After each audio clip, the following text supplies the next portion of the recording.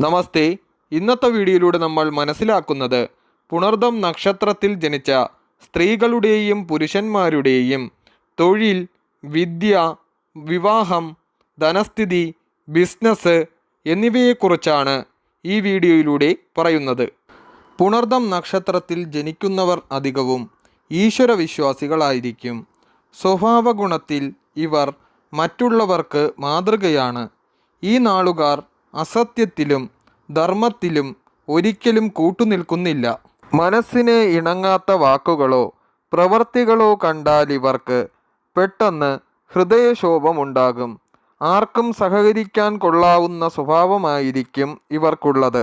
ആർദ്രതയും നിരുപദ്രവവുമായ പ്രകൃതമായിരിക്കും ഇവരുടെ സ്വഭാവത്തിന് പ്രധാന ഗുണങ്ങൾ. മാതാപിതാക്കളെ അനുസരിക്കുന്നതിലും ഗുരുക്കന്മാരെ ബഹുമാനിക്കുന്നതിലും ഈ നക്ഷത്രക്കാർക്ക് വളരെ ശ്രദ്ധയും താല്പര്യവും ഉണ്ടായിരിക്കും. വൈദ്യം, അഭിഭാഷക വൃത്തിയിലും ലേഖകൻ, പ്രഭാഷകൻ എന്നീ നിലയിലും ഇവർ ശോഭിക്കും. ആദർശത്തെ മുറുകെ പിടിക്കുന്ന ഇവർ നിഷ്പക്ഷമായ അഭിപ്രായക്കാരായിരിക്കും. നിരൂപകന്മാരായിരിക്കും. കഴിവതും ആർഭാടം കൂടാതെയുള്ള ഒരു ജീവിതമായിരിക്കും ഇവർ ഇഷ്ടപ്പെടുന്നത്. 32 വയസ്സുവരെ പുണർദം നാളുകാരുടെ ജീവിത സാഹചര്യം വിഷമം പിടിച്ചതാണ്. ജീവിതത്തിൽ എന്തെങ്കിലും വിജയം കരസ്ഥമാക്കുവാൻ ഈ പ്രായത്തിനു ശേഷമേ ഇവർക്ക് സാധിക്കുകയുള്ളൂ. സാമ്പത്തികമായ ഉയർച്ചയേക്കാൾ ജനങ്ങളുടെ ഇടയിൽ മാന്യതയും മതിപ്പും സമ്പാദിക്കുന്നവരാണ് ഇവരിൽ ഭൂരിഭാഗവും. പുണർദം നക്ഷത്രക്കാരുടെ വിവാഹ ജീവിതം തികച്ചും സന്തോഷപ്രദമായിരിക്കുകയില്ല.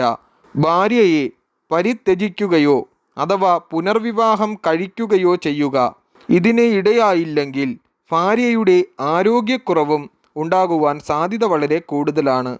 ആദർശപരമായ ദാമ്പത്തിക ജീവിതം മിക്കവാറും ഇവർക്ക് താറുമാറായിരിക്കും. സ്വഭാവഗുണം ഭക്തിയുള്ള ഭാര്യമാരെയായിരിക്കും ഇവർ വിവാഹം കഴിക്കുന്നത്. പുണർദം നക്ഷത്രത്തിൽ ജനിച്ച സ്ത്രീകൾ ആരോഗ്യപരമായി നല്ല സ്ഥിതിയിലായിരിക്കുകയില്ല. ഇവർ മൃദു സ്വഭാവികളും ശുദ്ധഹൃദയരുമായിരിക്കും. ഭാഗ്യവും കർമ്മകൗശല്യവും വളരെ അനുഗ്രഹിക്കുമെങ്കിലും സംഭാഷണത്തിലെ നിയന്ത്രണക്കുറവ് കൊണ്ട് അനാവശ്യ കലഹങ്ങളെയും സ്വൈരക്കേടുകളെയും ഇവർ സ്വയം ക്ഷണിച്ചു വരുത്തുന്നവരായിരിക്കും. ശാന്തികർമ്മത്തിനും യാത്ര, ആഭരണ നിർമ്മാണം ഇവയ്ക്കും വാഹനങ്ങൾ വാങ്ങുകയും വിൽക്കുകയും ചെയ്യുന്നതിനും കൃഷി, വിദ്യാരംഭം ഇവയ്ക്കും ഈ നക്ഷത്രം നല്ലതാണ്.